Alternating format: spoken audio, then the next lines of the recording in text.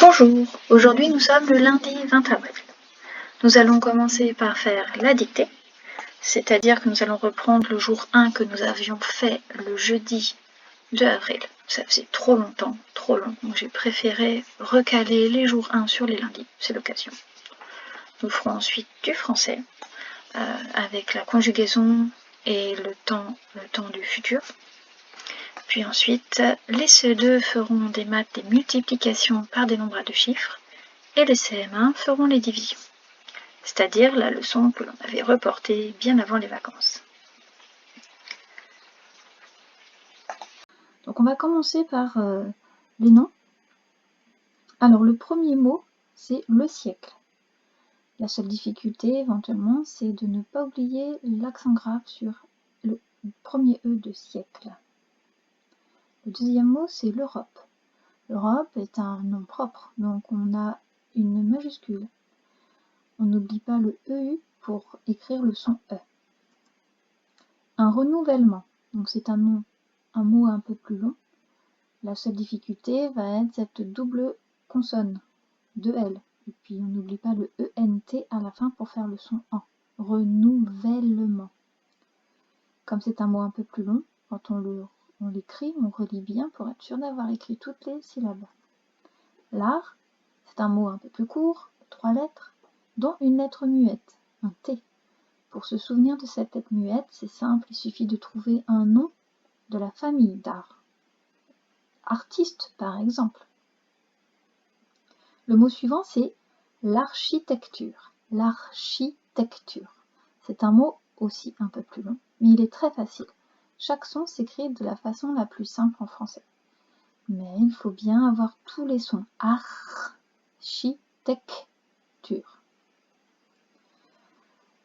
Les mots invariables, nous allons avoir le mot dans, que vous connaissez déjà, assez fréquent, et le mot également. Pas de souci, à part de se souvenir que c'est ENT à la fin. Ensuite, dans la dictée, on va avoir recours à des nombres en chiffres romains. Et donc, on va faire une petite révision ensemble. On se souvient que le 1 s'écrit avec un I majuscule, que le 5 s'écrit avec un V majuscule, et que le 10 s'écrit avec un X majuscule. Et avec ces 3 lettres, ces 3 chiffres, on peut composer les autres. Le 2 va s'écrire avec 2 fois 1, donc 2 I. I, I. Le 3 va s'écrire I, I, I. Le 4, c'est un peu différent. Le 4, on ne va pas écrire 4 fois I. On va écrire un 5 moins 1, c'est-à-dire qu'on va mettre le 1 devant le 5 pour dire qu'on le retranche. Donc 1 et 5, donc ça fait 4. Le 6, ça va être l'inverse. On va mettre le 5 et on va y ajouter un 1 qu'on va mettre donc après. Le 7, c'est 5 plus 2. Le 8, c'est 5 plus 3. Le 9, alors là, on revient au même système. C'est pas 5 plus 4, c'est 10 moins 1. Donc un 10, le X, avec le 1, le I juste devant, pour faire le moins 1. Donc 9, c'est IX. Le 20, le 20, c'est 2 fois 10, donc XX. Et pour faire le 19, le 21, le 21 va faire XX1. Et pour faire le 19, on va faire 10 plus 9. 10 plus 9. Voilà, donc là on a révisé les nombres en chiffres romains. Pour ce qui était des verbes, là on n'en a qu'un seul, ça va être le verbe se manifester. Attention, c'est pas le verbe manifester. Je manifeste dans la rue, je suis avec des banderoles. Je me manifeste et regardez, je suis là. Donc, le verbe se manifester est un verbe du premier groupe et dans cette dictée, on va le rencontrer au passé composé. Je rappelle que le passé composé se compose de l'auxiliaire être ou avoir, auquel on ajoute le participe passé. Donc là, ce que je vous propose, c'est de faire une petite pause et d'essayer de conjuguer vous-même le verbe se manifester au passé composé, et puis de regarder la correction qui suit.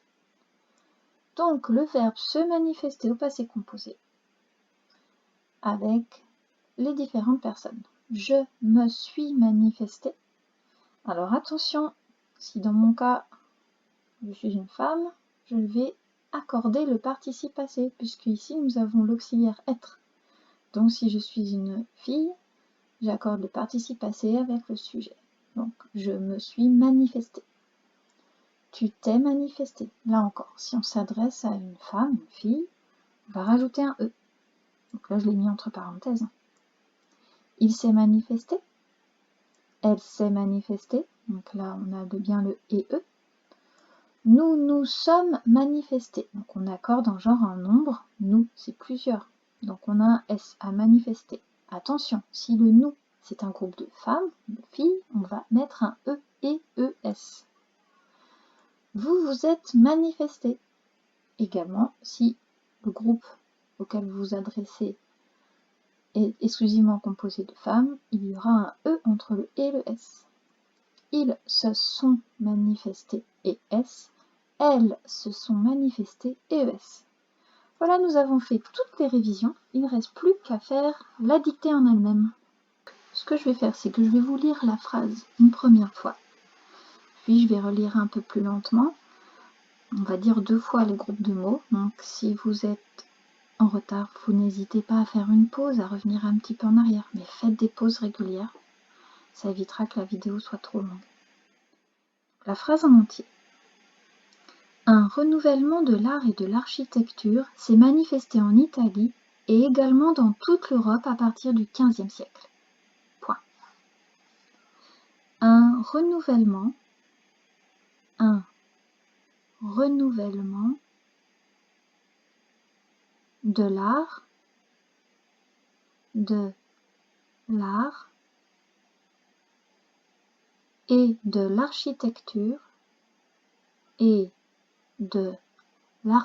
l'architecture s'est manifesté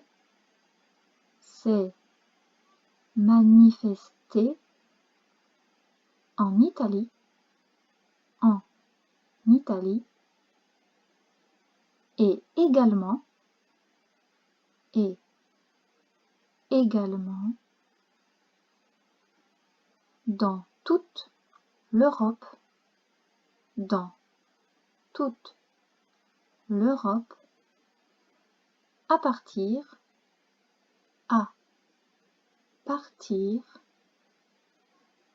et également dans toute l'Europe à partir du XVe siècle.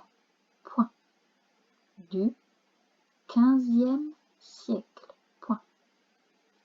Je relis toute la phrase. Un renouvellement de l'art et de l'architecture s'est manifesté en Italie et également dans toute l'Europe à partir du XVe siècle. Point. Et maintenant, nous allons faire la correction. Un renouvellement, on a vu le mot juste avant, donc j'espère que vous n'avez pas fait de faute d'orthographe sur ce mot à réviser. De l'art, pas oublier le T muet, et de l'architecture. Alors ici, nous avons un « et ». Un homophone grammatical, c'est le « et » de « et puis », ET. Donc, et de l'architecture, vous vérifiez bien que vous avez écrit toutes les lettres de ce mot pour avoir tous les sons. C'est manifesté, donc c'était le verbe se manifester au passé composé. Et là, le sujet c'est un renouvellement de l'art et de l'architecture. Attention, c'est pas de l'art et de l'architecture, c'est pas du pluriel, c'est bien un renouvellement de l'art et de l'architecture. Donc, il s'est manifesté et. En Italie, alors c'est vrai que l'Italie aurait pu être un mot qu'on révise comme l'Europe, parce que c'est un mot avec une lettre muette, le E, et ne pas oublier le I majuscule. Et également, donc et toujours le et de et puis, également ENT, dans toute l'Europe, on n'a pas oublié la majuscule à Europe, j'espère, à partir, le A à partir a un accent. On ne peut pas le remplacer par avec, ce n'est pas le verbe avoir, donc c'est à partir avec un accent du 15e siècle. Alors, le 15 s'écrivait bien avec un X pour le 10 et un V pour le 5. Donc 10 plus 5, 15. On n'oublie pas, en exposant le M avec un accent grave sur le E de M, 15e siècle et un accent grave sur siècle. Et on n'oublie pas le point. La ponctuation, il n'y avait qu'un seul point, ça aurait été dommage de l'oublier. Voilà, la dictée est terminée.